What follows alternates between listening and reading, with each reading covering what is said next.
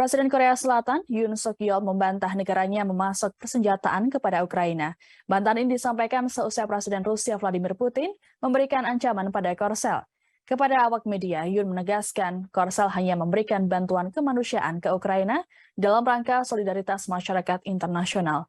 Ia pun menekankan tak pernah memasok senjata-senjata mematikan ke Kiev dalam perangnya melawan Moskow.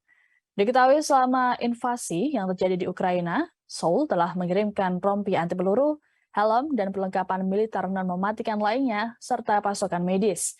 Korsel juga telah menolak permintaan senjata dari Kiev.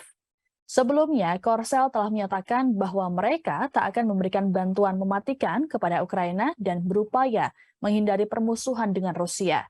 Banyak pertimbangan terkait sikap tersebut, seperti alasan ekonomi dan pengaruh kuat Moskow ke Korea Utara. Presiden Putin dalam keterangan di Moskow pada Kamis 27 Oktober menuding Barat telah memantik peperangan di Ukraina. Putin juga menyebut Korsel telah memasok senjata ke Ukraina.